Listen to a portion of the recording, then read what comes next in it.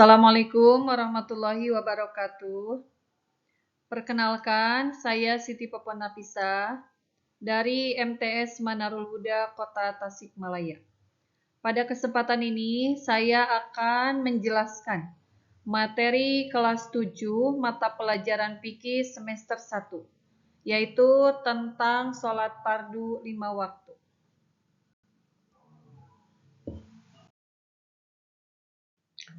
Pengertian sholat. Pengertian sholat terbagi menjadi dua bagian. Yang pertama menurut bahasa, yang kedua menurut istilah. Pengertian sholat menurut bahasa adalah ad-du'a'u, yang artinya doa. Beberapa ulama juga menyebutkan bahwa kata sholat berasal dari kata sholat, yang artinya hubungan atau koneksi. Karena sholat merupakan bentuk hubungan yang langsung antara hamba dengan Tuhannya. Yang kedua, sholat menurut istilah. Sholat menurut istilah adalah serangkaian perkataan, perbuatan yang dimulai dengan takbiratul ihram dan diakhiri dengan salam, dengan syarat-syarat dan rukun tertentu. Kemudian selanjutnya dasar hukum. Dasar hukum sholat yang pertama menurut Al-Quran. Di dalam Al-Quran sudah dijelaskan bahwa sholat itu diperintahkan oleh Allah Subhanahu wa Ta'ala. Ya, di antaranya adalah dalam surat Al-Baqarah ayat 43 yang berbunyi A'udzubillahi minasyaitonirrajim. Bismillahirrahmanirrahim. Wa aqimus sholata wa atuz zakah warka'u ma'ar raki'in. Shadaqallahul azim. Yang artinya, dan dirikanlah sholat, tunaikanlah zakat, dan rukulah beserta orang-orang yang ruku. Jadi ayat ini menjelaskan bahwa kita diperintahkan oleh Allah untuk mendirikan sholat dan menunaikan zakat. Sebagaimana dijelaskan bahwa sholat dan zakat juga itu merupakan rukun Islam yang kedua dan ketiga. Kemudian untuk selanjutnya yaitu dasar hukum sholat yang kedua, yaitu berdasarkan hadis Rasulullah Shallallahu Alaihi Wasallam yang berbunyi as-sholatu imaduddin, paman aqamaha faqad aqamaddin, waman tarokaha faqad hadamaddin. Yang artinya, sholat adalah tiangnya agama. Barang siapa yang mendirikan sholat, maka sungguh ia telah mendirikan agama. Dan barang siapa yang meninggalkan sholat, maka ia telah merobohkan agama. Hadis ini diriwayatkan oleh Imam Baihaqi dan Imam Tobroni.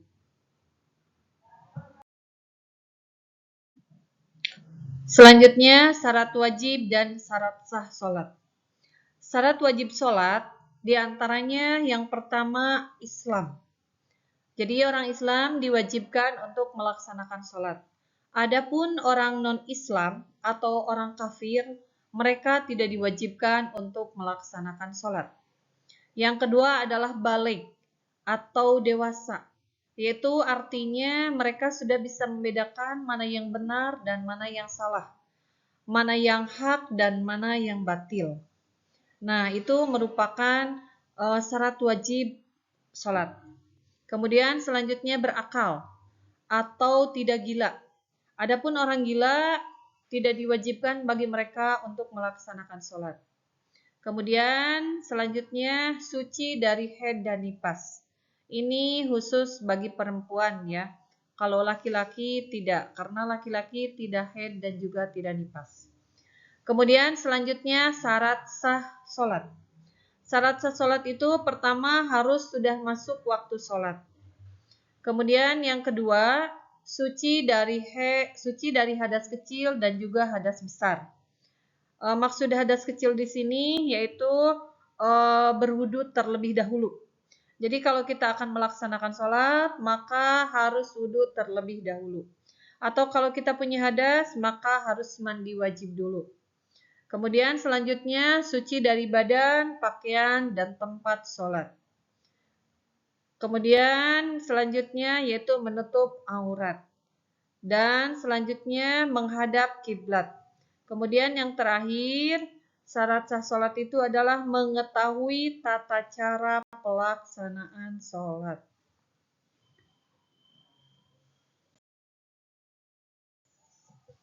Sekarang selanjutnya yaitu tentang rukun sholat. Rukun sholat itu semuanya ada 17. Di sini rukun sholat terbagi 3 ya. Yang pertama ada yang disebut rukun qauli, yang kedua rukun fi'li, dan yang ketiga rukun qalbi. Rukun qauli itu artinya rukun perkataan. Yang pertama yang termasuk rukun qauli takbiratul ihram.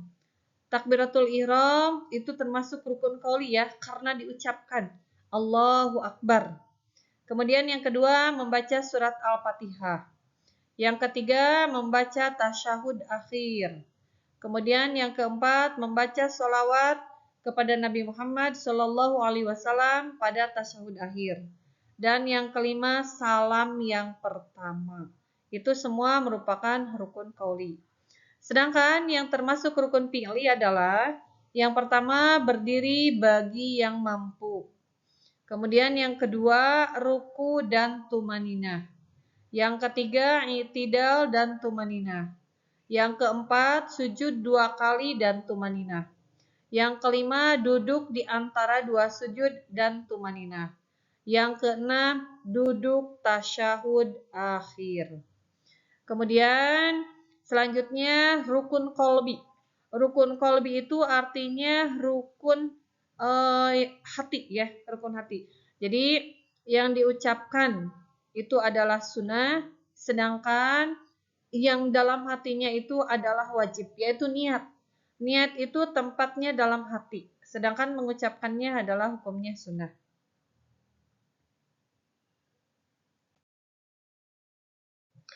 Kemudian selanjutnya adalah sunnah sholat. Sunnah sholat juga terbagi 2, ada yang disebut sunnah ab'ad, ada juga yang disebut dengan sunnah hayat. Sunnah ab'ad ini adalah sunnah yang dianjurkan, maka apabila tertinggal harus diganti dengan sujud sahwi. Sedangkan kalau sunat hayat ini juga sama ya, sangat dianjurkan, tetapi kalau tertinggal tidak perlu sujud sahwi. Nah, sekarang yang pertama sunat ab'ad. Yang termasuk sunat ab'ad sholat diantaranya adalah membaca tasyahud awal. Kemudian yang kedua, membaca sholawat pada Nabi Muhammad SAW pada tasyahud awal. Yang ketiga, membaca kunut pada sholat subuh dan witir di pertengahan akhir Ramadan. Nah, itu semua termasuk sunat ab'ad sholat. Jadi seandainya tertinggal ya, maka harus diganti dengan sujud sahwi. Sujud sahwi itu adalah sujud dikarenakan lupa. Pelaksanaannya setelah salam, setelah tahiyat akhir sebelum salam. Kemudian selanjutnya sunnah hayat. Sunnah hayat diantaranya adalah mengangkat tangan saat takbir, kemudian membaca doa iftitah, kemudian membaca surat setelah Al-Fatihah, kemudian membaca tasbih saat ruku dan sujud, dan terakhir mengucap amin setelah Al-Fatihah.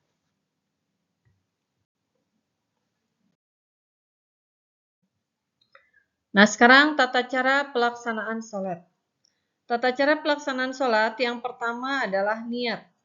Niat dalam hati sesuai dengan sholat yang dikerjakan. Terus yang kedua, setelah niat kita melakukan takbiratul ihram atau mengucapkan Allahu Akbar sambil mengangkat tangan. Kemudian selanjutnya membaca surat Al-Fatihah dan surat-surat pendek. Surat pendeknya itu bebas ya, tergantung pribadi masing-masing. Kemudian setelah membaca surat dilanjutkan dengan ruku. Ruku, kemudian i'tidal, kemudian sujud. Nah, semua gerakan-gerakan ini dibarengi dengan tumaninah. Jadi setelah ruku tumaninah dulu, baru i'tidal. Kemudian setelah i'tidal tumaninah dulu baru sujud ya. Terus selanjutnya tasyahud awal dan tasyahud akhir. Kemudian selanjutnya salam. Jadi mengakhiri salam dengan mengucapkan salam ke kanan dan juga ke kiri.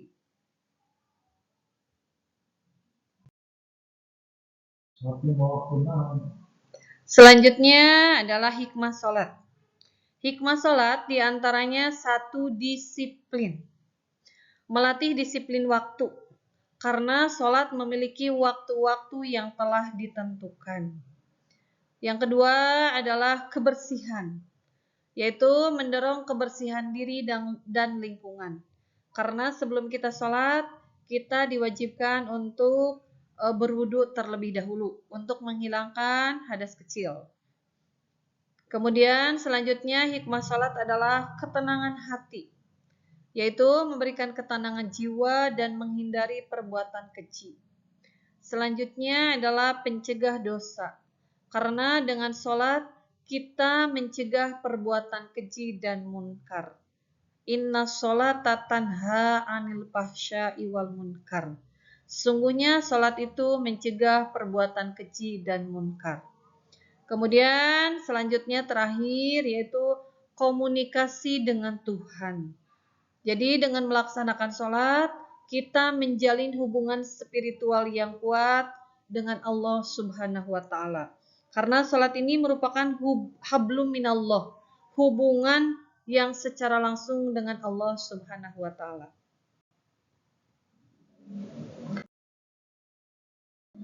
Demikian pemaparan tentang sholat fardu yang dapat saya sampaikan. Semoga ada manfaatnya. Semoga ada hikmahnya. Mudah-mudahan kita bisa bertemu kembali di lain waktu. Terima kasih. Wassalamualaikum warahmatullahi wabarakatuh.